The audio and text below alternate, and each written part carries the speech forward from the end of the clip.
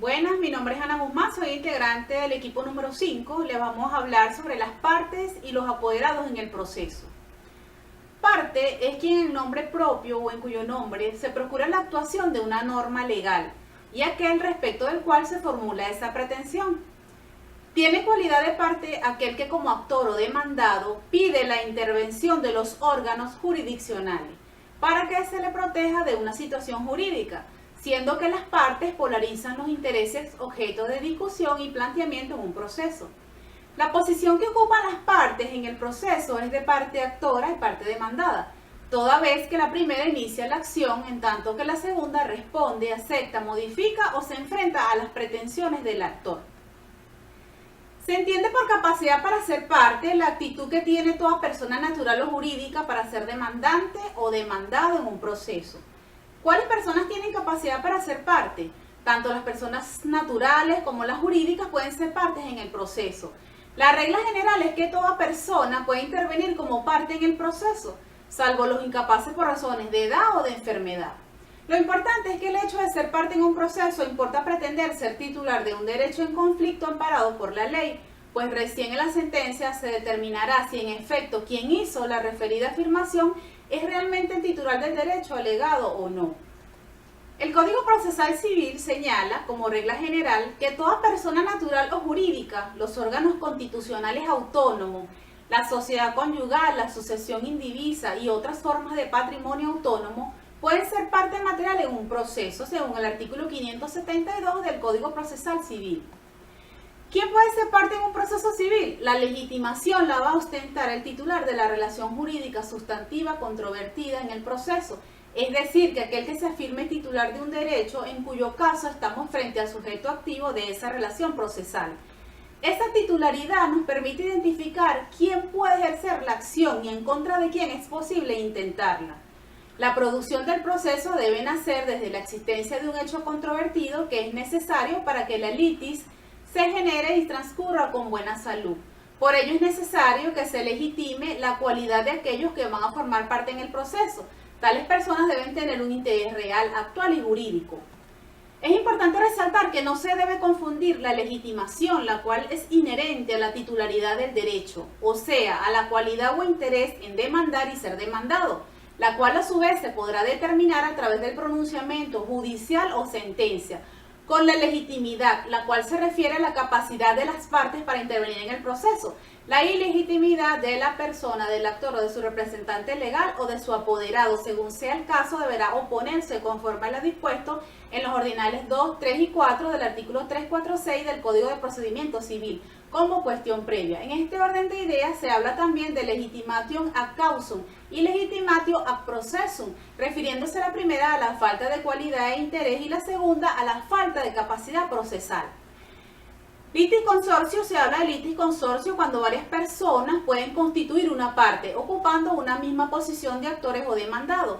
Este tiene su clasificación, en primer lugar, según en qué parte se encuentre la pluralidad de sujetos. El litisconsorcio voluntario se representa cuando de forma voluntaria los sujetos de una de las partes se reúnen y acumulan sus acciones en un mismo nivel de demanda. Número 2, según dependa de la voluntad de la parte o de la ley. El litisconsorcio necesario es cuando la naturaleza de las relaciones jurídicas afectan a más de dos personas y se forma por la naturaleza jurídica de lo debatido. Y como último, según el momento que se produce, el litisconsorcio inicial es aquel que se da desde el inicio del proceso y está el litisconsorcio sobrevenido, que es el que se da posterior al inicio del proceso. Muchas gracias. Buenas tardes, mi nombre es Gregoria Castillo, integrante del equipo número 5, el cual estamos trabajando el punto de las partes y los apoderados en el proceso. El apoderado es una persona que tiene poder sobre otro individuo para proceder en su nombre. Un apoderado, por lo tanto, representa a la otra persona y actúa por nombre o por cuenta de esta. En el derecho, el proceso de apoderamiento tiene lugar a través de un documento que se conoce como poder. Es una manifestación unilateral del sujeto que lo otorga y este debe estar autenticado por un notario. De esta manera, el individuo autoriza a su apoderado para realizar todas las operaciones en su nombre. La palabra de apoderado deriva del latín madustatio, ¿Qué es la acción de dar la mano a una persona como símbolo de fidelidad? Los apoderados son los representantes quienes tienen el poder para actuar en nombre de su representado jurídica o extrajurídicamente o judicialmente. La representación procesal en el poder tiene la facultad de interpretar, tramitar los recursos, excepciones y algunos en los que la ley exija, y que tengan como exigencia las facultades especiales, en las que éste debe contar con una autorización. De acuerdo con lo establecido en el capítulo 2 del Código de Procedimientos Civiles, en su artículo 150, establece que cuando las partes gestionan en el proceso civil por medio de un apoderado, estos deben estar facultados como mandatos o como poder para cumplir todos los actos en el proceso que no estén reservados expresamente por la ley. Para cumplir esta misma, pero deben convenir a la demanda, desistir, transigir, comprometerse con el árbitro, solo solicitar las decisiones con equidad o hacer posturas en un remate, recibir cantidades de dinero o disponer de dichos litigios, se requiere tener una facultad expresa ante la ley.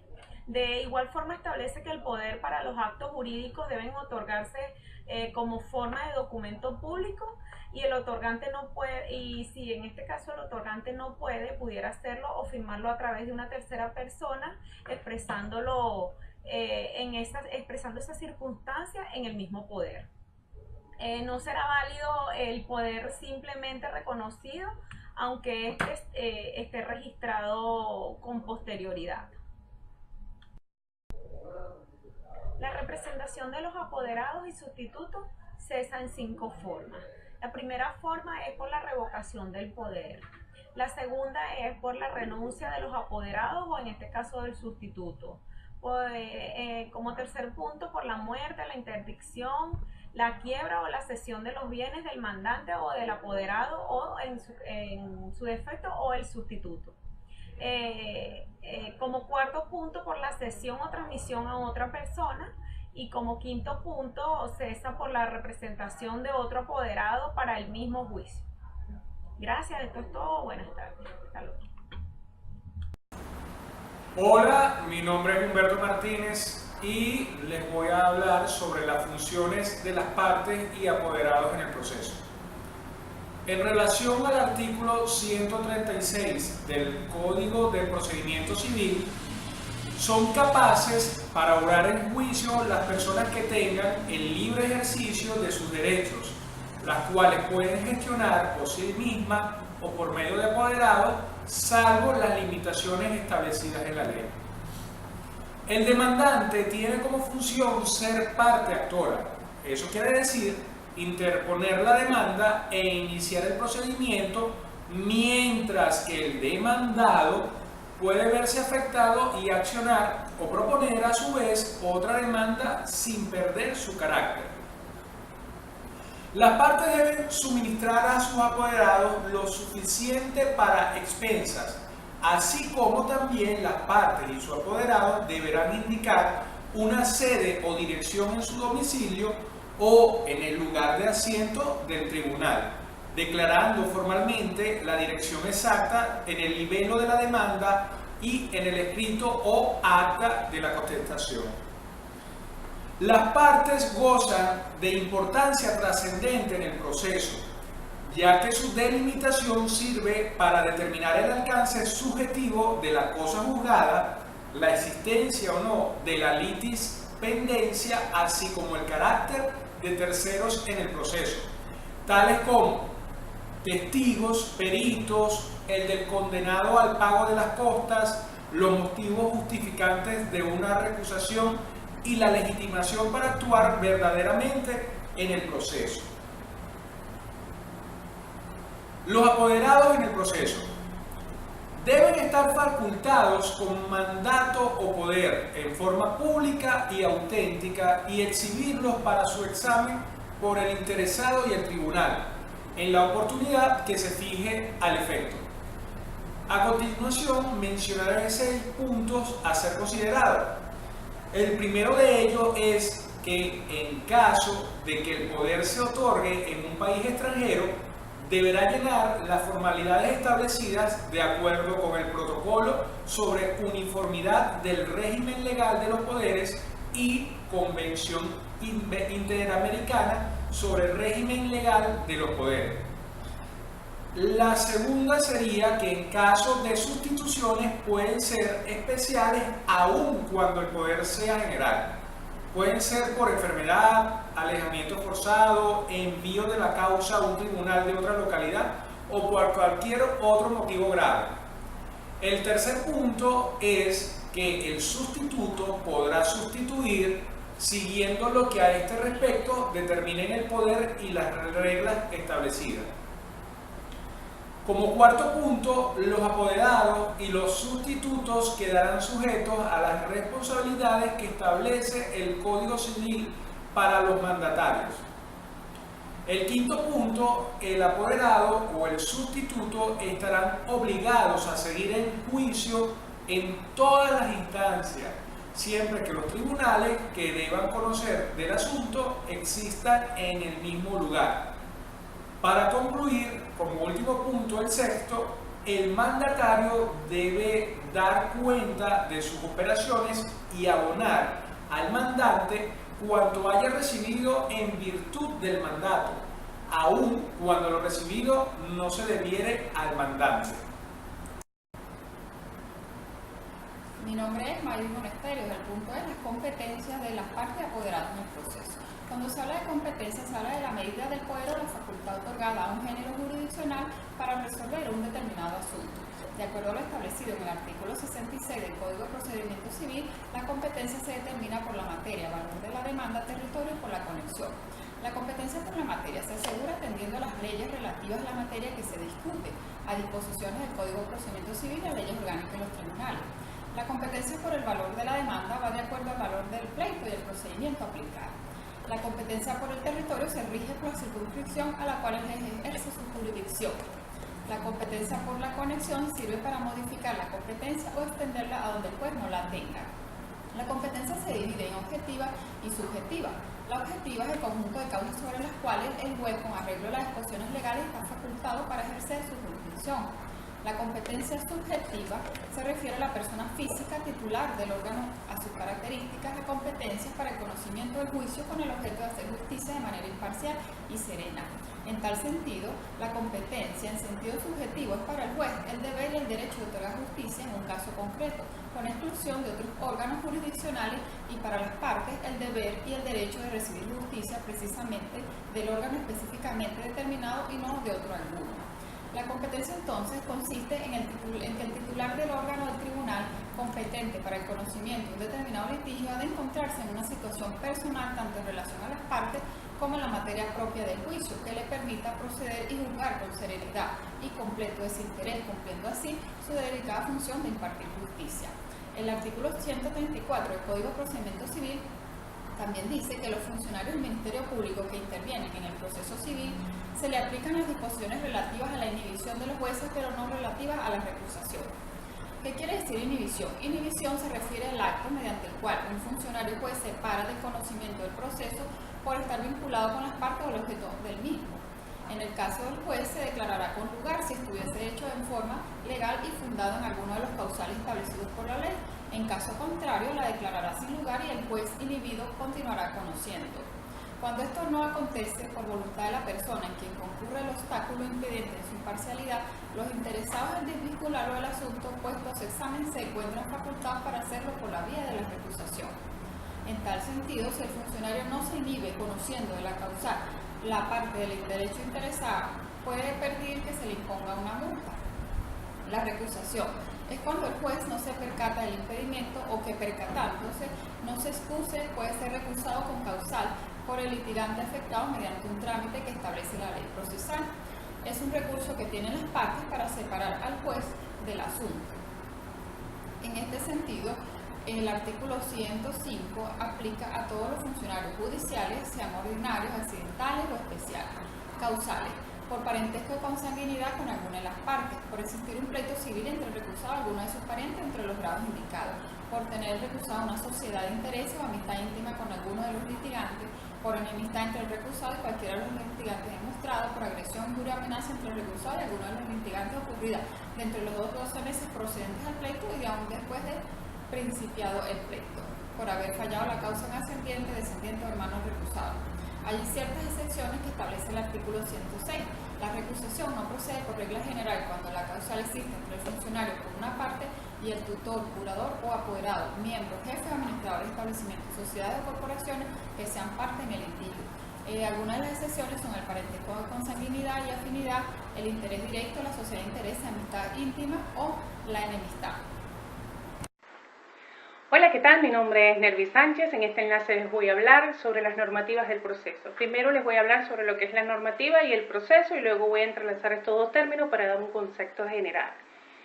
Las normativas es como un conjunto de reglas referidas a los requisitos y formas para llevar a cabo el proceso. El proceso es la variedad o género llevado a cabo a través de un procedimiento. Las normativas en un proceso son todas aquellas pautas o reglas vinculadas con un ordenamiento jurídico con carácter procesal dirigido a los pasos a seguir para la actuación jurisdiccional, desenvolviéndose progresivamente con el objeto de resolver mediante el juicio de la autoridad el conflicto sometido a su decisión con una resolución o con una relación jurídica entre los intervinientes en el proceso. De igual forma, estas normativas se basan en unos principios que, asegurados por nuestras leyes y códigos, le garantizan el derecho a la defensa donde las partes estén a derecho con principio de igualdad. En lo procesal, en la celeridad, en la preclusión, en los principios de la verdad, en la publicidad, en la responsabilidad, etc. Todas estas garantías son garantías constitucionales, asegurando la confianza de los intervinientes en los órganos jurisdiccionales para la defensa de los derechos e intereses, dejando a la ley, como la Constitución de la República Bolivariana de Venezuela, nuestro Código Civil y Código de Procedimiento Civil, establecer las normas que aseguren el ejercicio a quienes no dispongan de los medios suficientes. Pues bien, las normas procesales tienen y deben existir, pues constituyen el debido proceso a través del cual se tramite el proceso y dentro de este procedimiento que ha de seguirse para llegar a establecer la jurisdicción que se pretende a través del ejercicio de la acción. Pues el proceso y el procedimiento no pueden ser anárquicos, sin reglas, sin garantía y sin seguridad. Elementos estos últimos que solo pueden obtenerse mediante la previsión legal de un conjunto de normas procesales que permitan a los sujetos que acuden a los órganos de administración de justicia saber cuáles son los actos, pasos o actividades que deben realizar para llegar hasta el final del camino y establecer una sentencia que declare la voluntad de la ley. El proceso tiene como finalidad la realización de la justicia, a través de la cual se componen los conflictos intersubjetivos mediante la aplicación de la ley en forma pacífica y coactiva, sin que los formalismos puedan intervenir e impedir esta función. Esto es todo hasta los momentos, hasta un próximo encuentro.